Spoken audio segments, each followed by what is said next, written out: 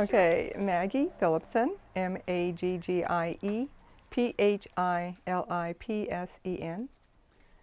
See, that was easy. And now when you answer questions, you always look at me. It's tempting to look at these guys because they're moving around and they're so handsome and moving around, checking their cameras and everything. But if you could look at me, that just looks really nice and standard when you're answering my interview. I'll try. It's just that Michael looked like he was a little stressed out there. Are you okay, Michael? I resemble that remark. So how does she sound, Michael? She sounds great. When you spell your name and say your name and all, it gives me a chance to really get a good reading. Oh, okay. Yeah. Okay. And so, back in 1964, how old were you, Maggie? And I'll have you answer in complete sentences too, because we're going to take me out of the interview. Oh, okay. So you'll just say, in 1964, I was. Okay. Thank you. 1964, I was 14. 14 years old. You look so young. Oh, thank you. That's just so hard to imagine. And you're going to keep that in there, right? I'm going to keep that in there. You look so young. No. You do. And so, where were you living in 1964? I was living in South Fork, California. That's near Dyerville. It was a railroad community. Yeah. And what were your experiences during the 1964 flood? What sorts of things happened? Do you want me to? Well, okay. Let's see. Can you elaborate on that? Sure. Let me get my other notes in front of me here. I've got pages of stuff.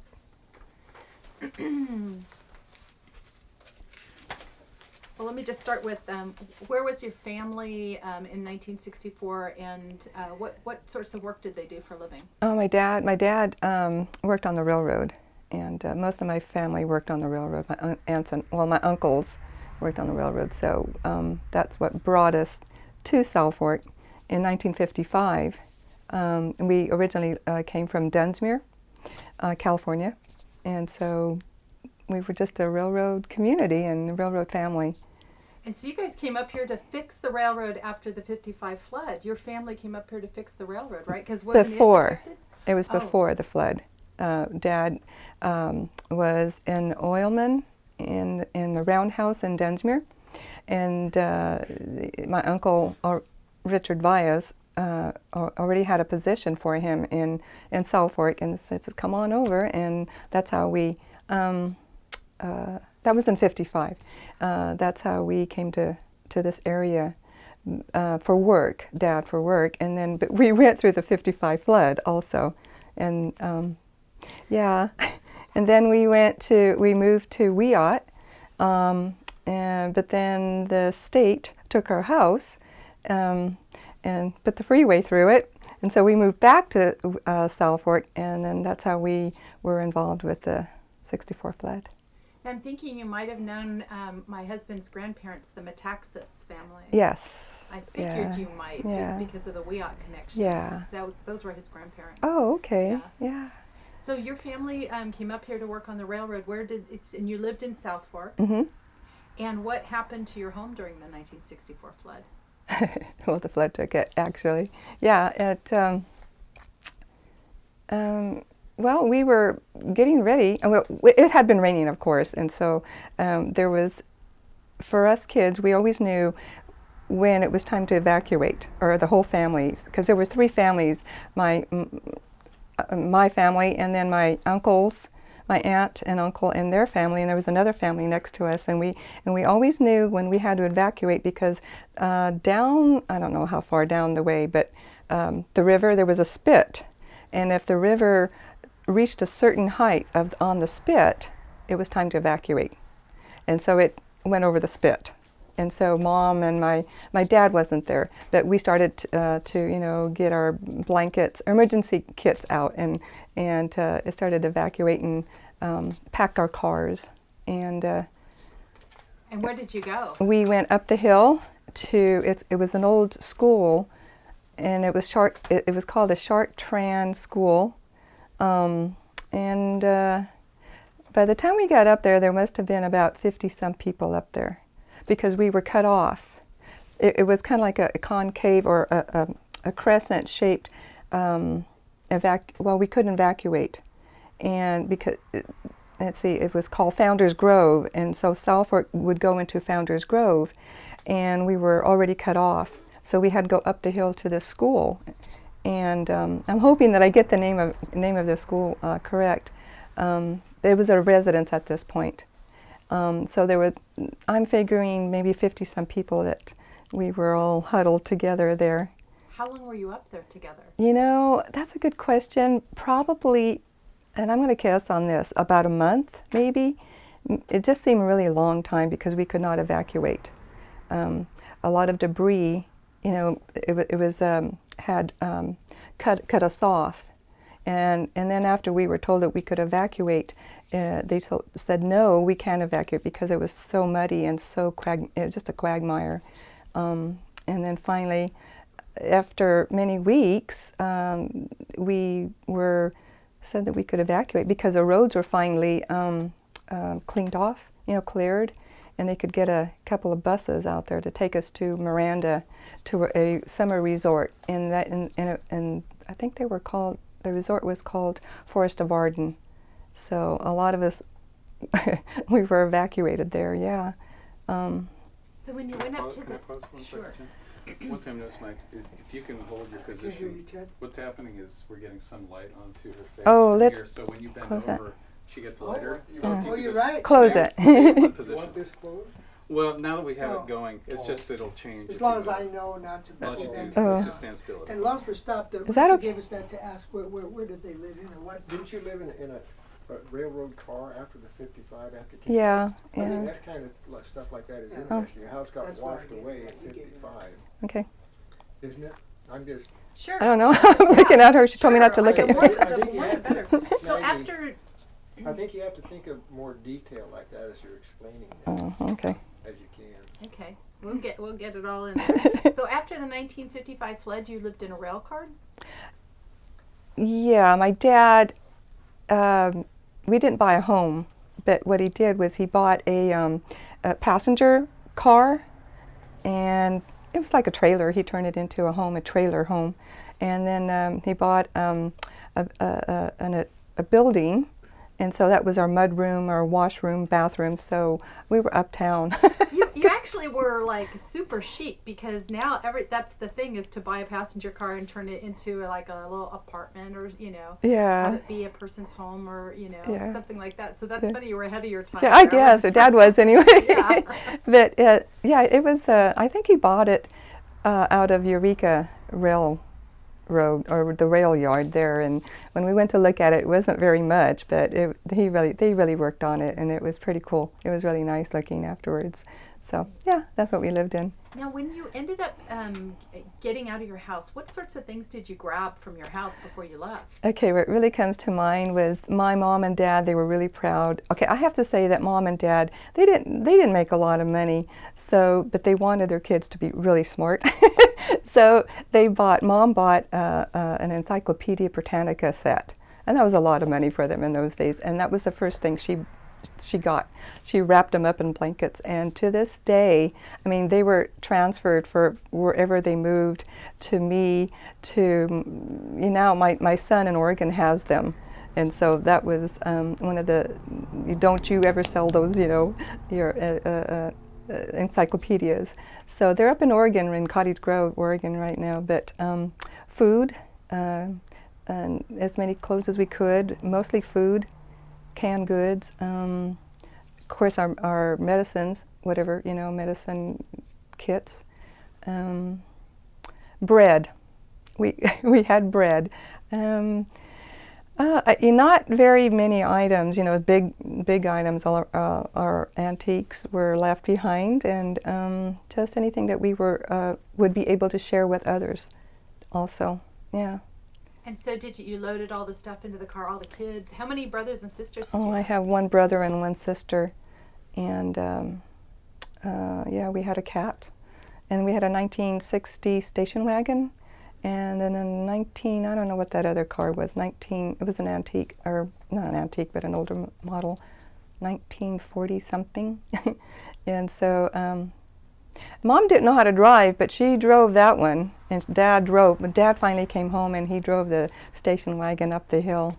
Yeah, and And what was so amazing at this time was that there was what we call the tin building, and it was where people, the lumber company dried their wood in there, and it was a huge tin building, but it had levels where you could put furniture or lumber, but a lot of the people in town that day put their furniture up high, thinking it was going to be safe. Well, that was one of the first buildings that collapsed, and as we watched, the flood, the waters come up, and so we watched our houses go down with the tin building.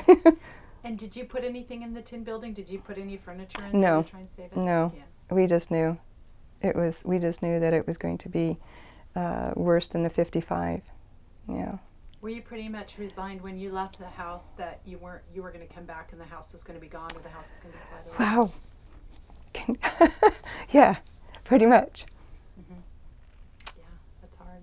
Because I know you lost a lot of photos. Mm-hmm. Because I asked you about photos of yourself then, and you said you lost all the photos. Yep. Yeah, and that's really hard. It is, and it's amazing that it can still touch me. Is that going to be in there? Well, we'll edit. if you want to pause for a minute and just please. Yeah, that's fine. Wow. Sorry. No, you're not the first person who's had that reaction telling the story, because it is just a hard thing. I mean, it's hard to lose everything. It brings it all back. Yeah. When you start talking about it. It's really surprising when it's a big gruff guy. Yeah. Oh, really? Well, we've had some big Oh, yeah. gruff guys, Oh, yeah. And I was just thinking about Can I have some water, please, Rich? telling the story about living in Weont. My husband's grandparents, they lost their they had that little cafe Mhm. there, and they lost their cafe Mm-hmm. in the 55 and the 64 flood. And so, Exactly. Yeah. yeah, so rebuilding after that, they just decided to get away from the river at that point. Yeah. And get further away. Yeah. And, not have Oh, wow. Sorry. Oh. No, don't be sorry. Don't be This is, sorry. this is totally understandable. That was in 55 that they left your brother, and then you had to go back and get him, right? Right. Okay. He You was. left him? I forgot him. That was in 54. During the earthquake. 54. Oh, that was the earthquake. In 54, there was an earthquake? I didn't know that. I knew that 64, there was the one up in Alaska that caused the tsunami in Crescent City, Yeah. but I didn't realize there was an earthquake in 54. January December 21st, it was an earthquake. Huh. Yeah, and it just What rattled, is it about busted floods windows and in your earthquakes? That's really weird, because I was telling you about that in, Okay. like the mid-90s, we had a flood here in Humboldt County, and maybe it was like the early 90s. And so I was working for county mental health at the time, and we got a FEMA grant to deal with, we had a FEMA grant to deal with the flood, and then in the middle of the flood we had an earthquake. It was the one that happened at Christmas Eve that Oh, one yeah, year in the uh-huh. 90s. And it was like, God, what is this about the Isn't- relationship between floods? it's and amazing. Maybe the water goes I down, didn't. does something down Yeah. there, and then causes I don't everything know. to shake. But that was in 54. Huh? That earthquake in 54, 21st, the 55 flood was the 21st, and the 64 flood was the 21st. Yeah. I might just be heading out of town to go on On the vacation that 21st. time of year from now on. Okay, I'm ready. I'm ready. Okay, so let's talk about up at the school. Okay. When you went up there to evacuate with the 50 other, 50 people who were up there, what was your day-to-day life like up there? Are you asking me as an adult or as a child? I mean, Well, as a children. child, what was it like? Well, it's funny. Every child kind of picked their spots, and that was verboten. Nobody, to sleep. That was where we're like little animals. We were very protective of our little couch, and nobody ever touched that. So I don't know why that came to mind, but we would fight for that. And if we wanted to share with others, we could. So that was really interesting psychologically to me, how we can become mean and claim our spots. But we would just try to keep upbeat, or the adults, There was one gentleman, and I wish I could remember his name, and I don't know his name, but he always played pickup sticks with the children, and we would have tournaments. And of course, we would hear the helicopters outside making their drops. The older boys, we were running low on food, and so they needed to go over the hill, over to Wiat to get food, which was quite a task. Even though they were young, it was still a task for them to go over the hill, and it would take a while, a couple of days, I think. Did they have to hike over there? Yeah, pretty much. Uh-huh. I think it was for Christmas, for Christmas dinner, one of our neighbors, Mr. Yoakum, had a turkey. I mean, he had a generator, so he had a freezer, and he had 2 turkeys, and he shared one with us. And my aunt used to cook for the forestry division there in Wiat, so she knew how to cook for a large crowd. And we had a turkey and all the trimmings as much as possible, but we ate on that turkey, and then she made soup. And we were, that poor turkey, we ate the marrow. It was, and I remember getting my share, and it was just a broth with 1 turkey and a dried up leg. Really, and I thought, wow, this is what it's really like to be hungry. So I knew what it was to be hungry. And then we would hear the helicopters, and they would drop bread, big loaf bread, and whatever we needed, and it was really dangerous for them because of all the, the wires and the weather. And I don't know exactly where this particular helicopter crashed, but it was near, I was looking at Rich, I'm sorry. I think McCann, I was going to say Camp Grant or McCann. And that was one of I think we were going to be our next drop. So that was not a good thing. How did we wash? Okay, we washed in the creek that was in the back of the house, and washed our clothes, and we didn't have anything. Yeah. So. I'm thinking too, it was like a cold time of the year. Yeah, it was cold. Were you really cold? I don't remember that. That's a good question. I don't remember. They might have had heat. Yeah, they might have had heat at the school. I think, I don't know. I can't answer that because I don't remember being cold.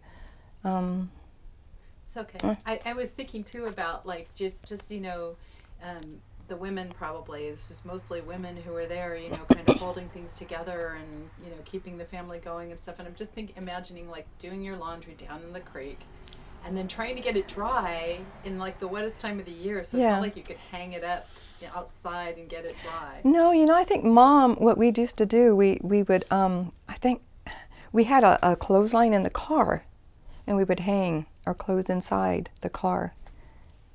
We didn't have that much to hang, but some of our blankets got wet, and that's what we had to do. And there was a little, like a mud room off the side of the main house. And a lot of people hung their clothes in there. We didn't have any water to drink. We caught the rain in, cleaned out garbage cans. So and we were rationed water. Yeah, water was rationed also. So. And did they have to boil it first? Yeah, they did that. We had some books. I did get my encyclopedias. We read the encyclopedias. So, that was sacred ground there.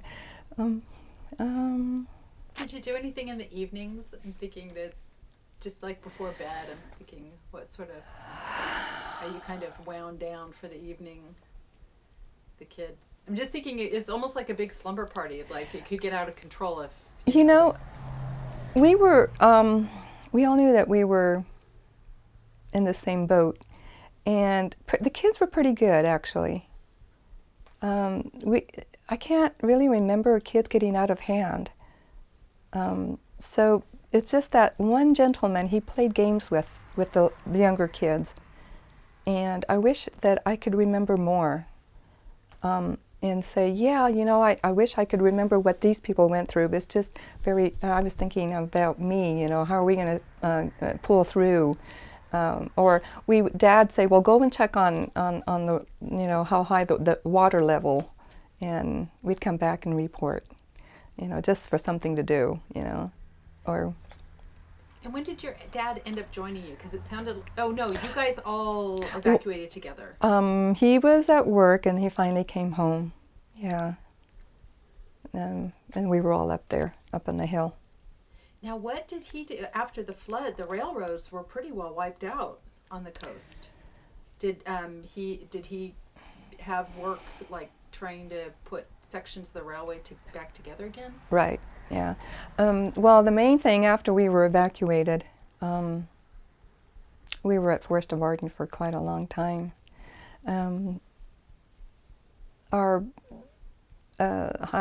high school teacher, Mr. Woods, would come and get us in a little bus, and they would take us to the high school to have breakfast.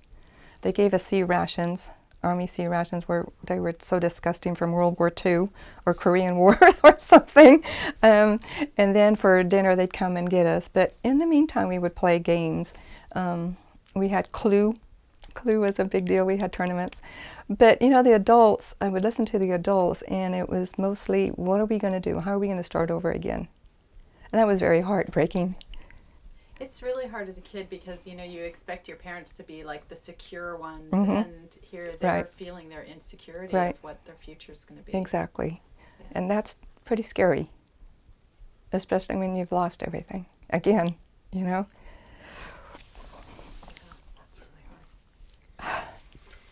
really hard. We'll take just a little Thank you. break. Mm-hmm.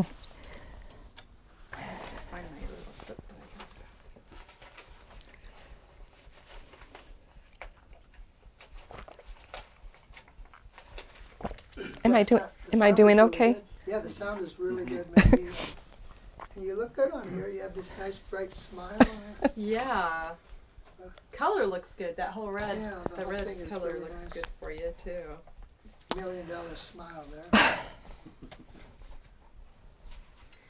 So one of the things that we have noticed as we kind of go around and we talk to people about the flood is, a lot of people talk about how Humboldt County has so many people that, really work with their hands, and, farmers or, fishermen, or worked in the timber industry, and how somehow it seems to us from hearing people tell their stories that it is a more resilient community than perhaps if something like this had happened in a big city, where people aren't just, don't know how to fix things and don't know how to do things themselves. What do you think about that? Well, I didn't answer your question as far as my dad's job. So if I can go back to that. Maybe let's go back to that first, yeah. The first thing that of importance was to find a place to live. So they finally did find a house, a rental. It was a dump. It really was, but it was all that we could find at the time in Weot. And then while Mom and I, the kids, my brother and sister, we stayed in this house for months. My dad was gone for months and months working on the railroad, repairing the railroad. And then he, I don't know, I think he was gone for quite a long time. I can't really pinpoint the time factor, but Mom was a single parent for many months, and it was really hard on her, not having to, be a single parent. She was never a single parent. She didn't know how to drive.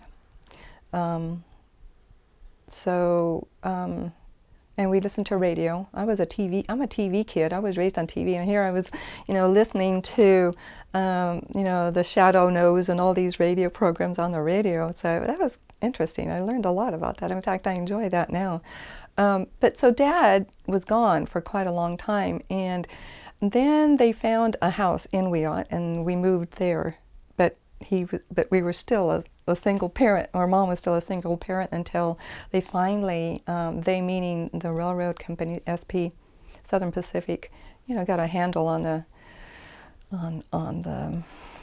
lines and the tracks, and so. But Dad was always thankful for bad weather, because that meant that he would, overtime, which he always called pennies from heaven.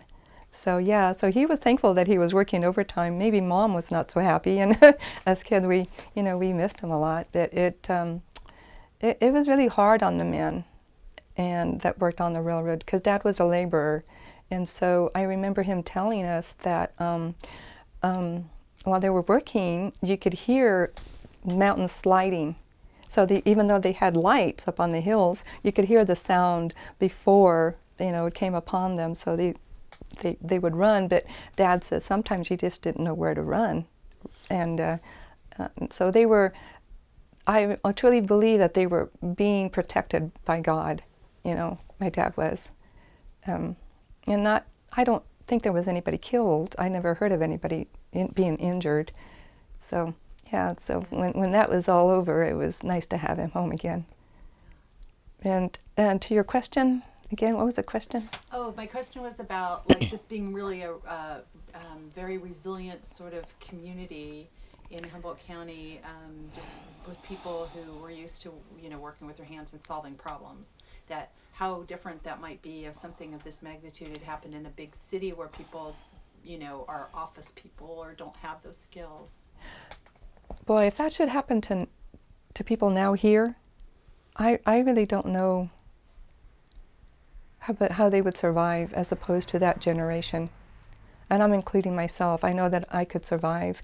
But to start over, like my mom and dad and my uncles and aunts, my families, from scratch, twice, they did it. They hunkered down, and they said, well, what else can we do? I think too, going through a depression. Dad used to tell me about going through a depression and how resilient, and what Grandma used to do, to make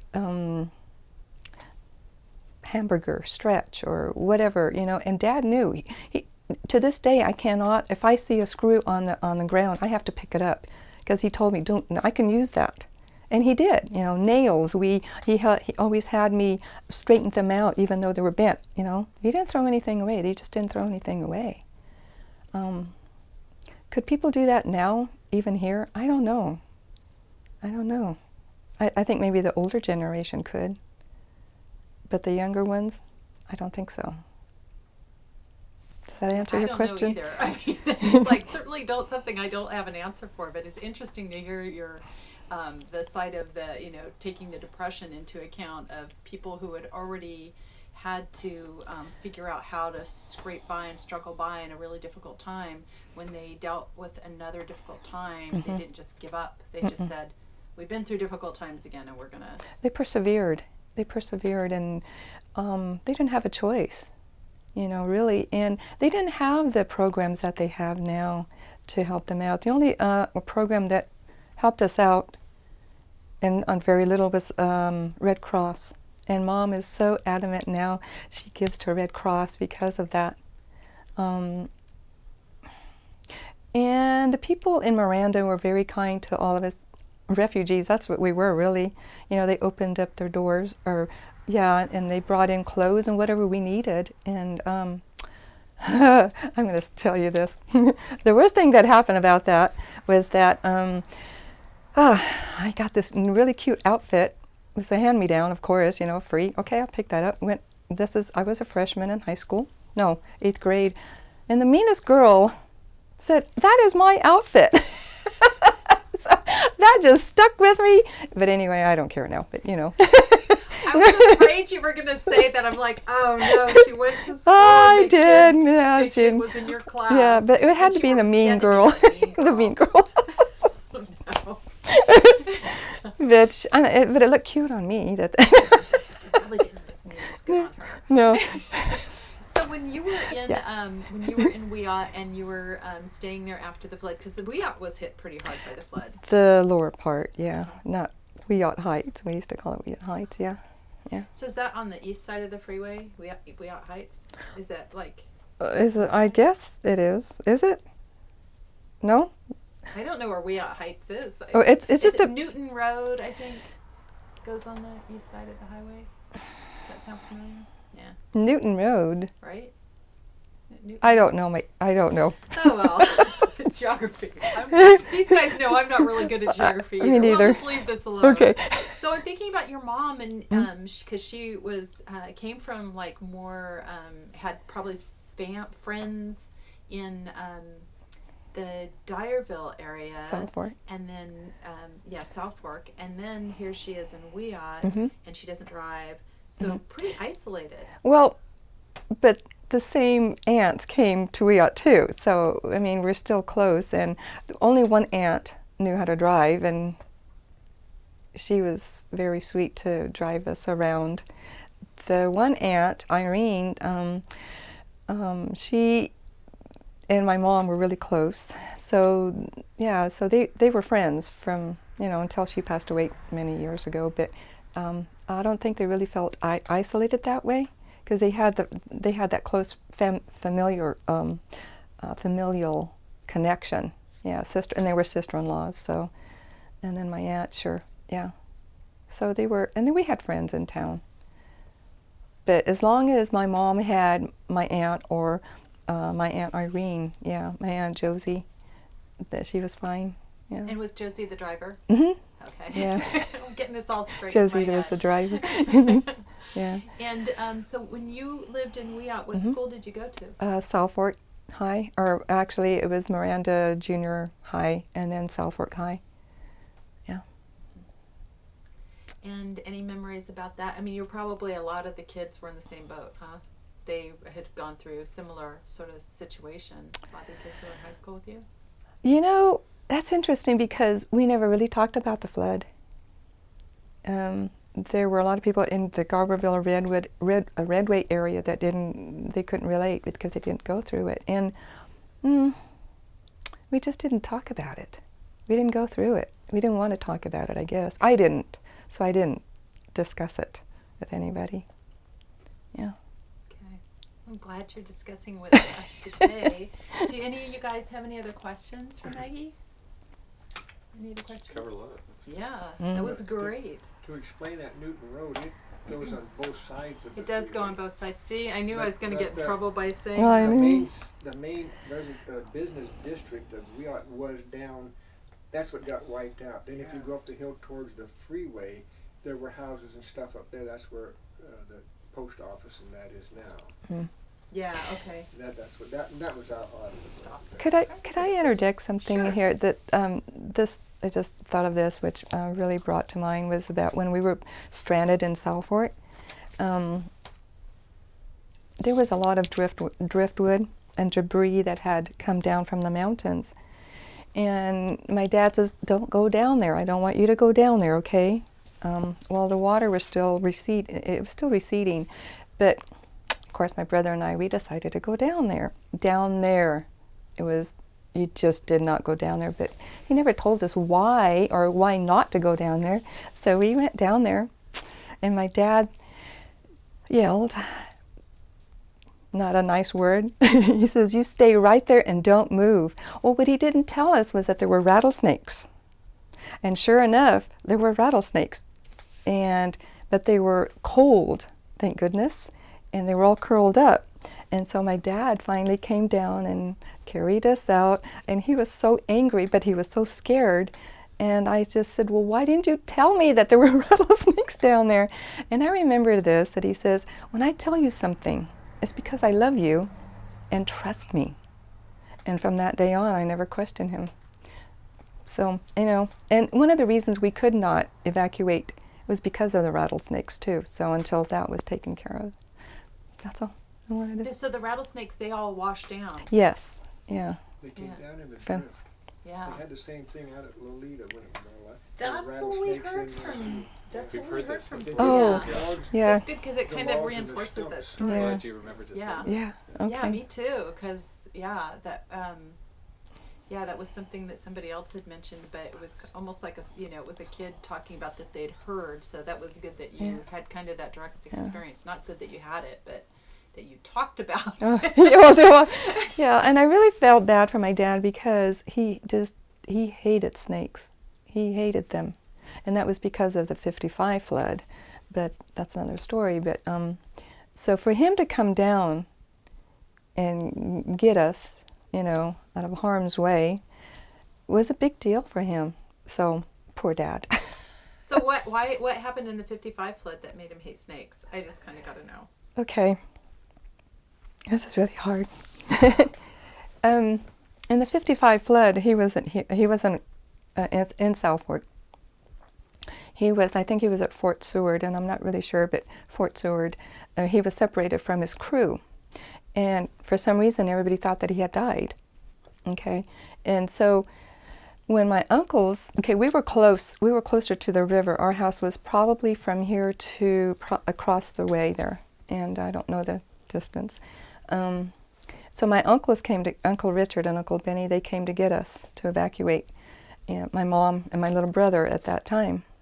And that was Christmas Eve. And of course I was rather upset because I wanted to open my presents, and we had to leave everything. I mean, literally everything, because the water was receding. And if my uncles had not come at that time, we would have drowned. Okay, so and it was at nighttime, and we were going to my uncle's house, which is, it was on a hill, and it's what they called a section housing. This is where the railroad workers worked or lived. And there were about probably 30 people in that house. And all the kids were sleeping, but I just couldn't sleep because I was really praying for my dad. And they kept talking about my dad being dead. Comforting my mom, everything's going to be okay, we'll take care of you. And I just couldn't believe that they were saying this. And so here's a feisty little 5-year-old. I was really mad that they were telling her that. And I said, he isn't dead. I know he isn't dead. As God is my witness, he isn't dead. And so a miracle happened. I opened the door, the front door. The wind stopped. The rain stopped. I opened the door, and my dad was on the porch. And to answer your question about the snakes, he never spoke about the snakes, and but on his deathbed, he did tell me that when his goal was to get home, and he had to forge creeks with snakes, but there were coals, so they were harmless. Or he was so cold at times that he would find a trunk, burned out trunk, and just warm up as much as possible. But there were snakes, and so I don't know how he came home, but everywhere he went there were snakes. Snakes on his boots, snakes on his arms, snakes. And so that's something that he could never talk about. And he finally did tell me that. And then when I opened the door, and they were not listening to this 5-year-old, and I finally had to go to the kitchen and say, here's my dad. And he was hypothermic, of course, and gave him a shot of whiskey. But he came home. And that's it. That's an amazing story. So, and it's the truth. Yeah. Wow. Yeah. I have more stories about the 55 than the 64. That's another movie. I know. We'll come back to that movie another time. Yeah. But that's, I could tell that there was something with that story about the rattlesnakes. It's so weird because it had never occurred to me that the snakes would be a problem during these floods. Mm-hmm. And now we've heard it just repeatedly. Oh, it's amazing. That, it really was a problem. Well, we were very fortunate that they were, cold and dormant. So, yeah. There's a lot of stories, there really is. But I think the biggest story that I can tell my kids is that, perseverance. You persevere, and God will take care of you. And no matter what happens in life, you can do it. You really can. And that's what I tell my kids. You come from a good line a wonderful line of survivors. So whatever happens, you can do it. I did it. Those are great stories to pass on to your kids because it helps them to remember that when they're in times of adversity. Yeah. Anything else you want to say about the 64 flood? I just hope it doesn't happen again. So. Me too. I know. I feel like I don't know what we're doing with the fates by doing this movie, but just hopefully they know that we don't want to see the 64 flood. I asked Rich, I said, before we got married, I said, where do you live? And well, we have a creek. I said, how high? I don't live by water. Anyway, so that's it. It's funny That's because another consistent thing. another consistent thing in this film is people are living on hills. We were at one place doing an interview, and the guy goes, who turns around and goes, "Look, you can see my house up there," because we were down in the down in the Ferndale Bottoms, doing the interview, and he goes, and I said, "Yeah," I said, "we noticed that you guys all live on the hills now." Yeah, absolutely. Yeah. Yeah. Thank you.